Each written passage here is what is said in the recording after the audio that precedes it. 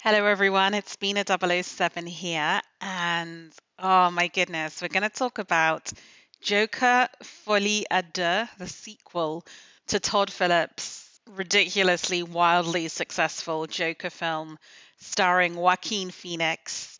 The film dropped today globally to mixed reviews, and I'm afraid to say I am very much in that camp.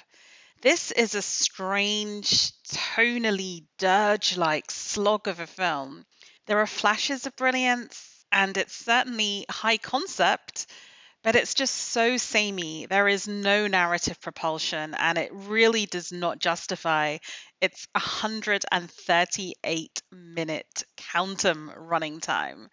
There's a scene near the end, and it's not really a spoiler to say that at some point, Arthur Fleck, who's the real life guy behind the Joker persona, is trying to shut up Lady Gaga's Harley Quinn character and saying, enough singing, let's just talk. And I felt very much the same way about this film. But let's get into it. So, this movie, much as in real life, takes place 2 years after the original. Arthur Fleck, aka Joker, went on his spree killing, culminating in killing a TV personality live on TV. So he's been in prison in Arkham Asylum, he's coming up for trial, and it's hard to imagine why he would possibly get off. His lawyer, played by Catherine Keener, is advising him to plea an insanity defense, to say that his childhood was so horrific that he had a borderline personality, that he split his personas in order to cope, and that the crimes were really committed by Joker, not by Arthur. But of course, Joker is famous. He's the personality all the little incel fanboys are clamoring for. And not only them, but also the new character in this film, Harley Quinn, played by Lady Gaga, very famously. She's in love with Joker, so much so it transpires that she has literally checked herself into Arkham Asylum simply to meet him. So the first half of the film is kind of a prison film preparing for trial. The second half is the trial, which means that it's an incredibly claustrophobic film, a little bit like the original. And I had criticized that at the time. I felt that with the original film, Todd Phillips wanted to really ground us in Arthur Fleck's internal psychological battles.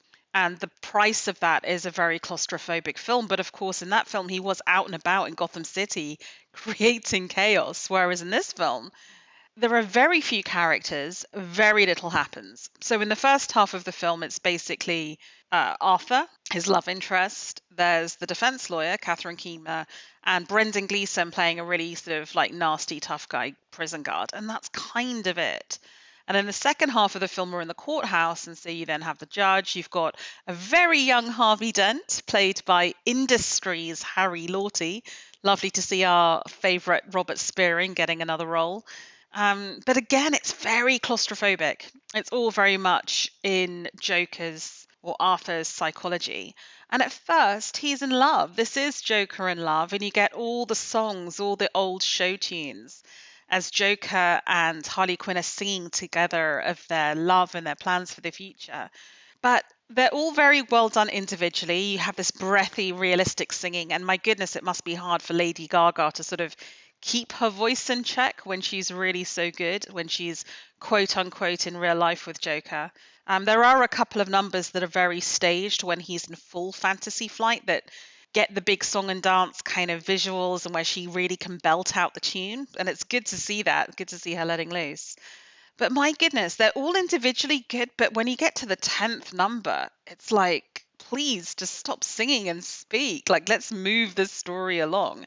And if you'd have halved those musical numbers, you would have lost nothing to the character development, nothing to the narrative of the film, but you would have just kept it into a far more manageable running time. Because when you make a high concept art film, there is a limit to how much people are going to take from this very rich meat. So let's get into the message of the film, because the original Joker did cause a lot of controversy. People felt that it was a kind of celebration of incel culture, that these kind of unloved, isolated, angry men could blame society for their anger. And I felt that was a little bit unfair at the time. I felt the film was doing something slightly different, but it's almost as if Todd Phillips has taken that critique very seriously And he's now made a sequel where his message is, it's all right, I agree with you. Arthur Fleck should very much denounce the Joker persona and should denounce incel culture. And, shame on you. Shame on you if you enjoyed it in the first place. It's just wild. I kind of feel like this film is made for a completely different audience than the first film. Or rather, this film is made for all the people who hated the first film. And I was kind of mixed on the first film. I'm mixed on the second film. I don't really know where I fall on that, but it's just wild to me that Todd Phillips would take this stance. After the end credits little Hitchhiker's Guide to the Galaxy sound motif, I'm also going to talk about a specific plot point that I find problematic. So if you haven't watched the film yet and don't want to be spoiled, do not listen to that part of the review. Just bug out as soon as we get to that end credits little sound effect. What is there to love in this film, though? I think that, as ever, Joaquin Phoenix is very good when he's allowed to just talk and to act. He is compelling. I think there's a lot of subtlety in this film. Again, I'll get into that in the spoiler section as to how the film ends, but I love the way that Todd Phillips brings in references to the wider Batman universe without hitting you over the head with them. I really like that. And there are some beautiful visual moments. So I think there's a very famous one for the trailer where the guards are walking in rain, escorting Arthur to a different part of Arkham Asylum. And then you get the overhead shot, and the four umbrellas are in color as if it's the umbrellas of Cherbourg. Some really nice little visual motifs that come through. I think they all are in the trailer. I mean, this is probably a film where the trailer is better than the film. But even then, there's a lovely little moment where Harley Quinn paints a sort of red lipstick kiss or red lips on the glass of the prison visiting booth. And then Joaquin Phoenix sort of comes into focus and smiles from the other side of the glass to match it. That was particularly beautiful.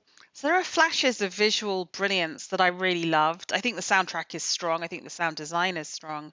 But this film is just too long. It's too long. It's a high concept. It needed half the songs taken out of it. And frankly, it needed more plot than just he's in prison, he goes on trial. Is he going to take responsibility for what he did? Is society going to hold him responsible for what he did?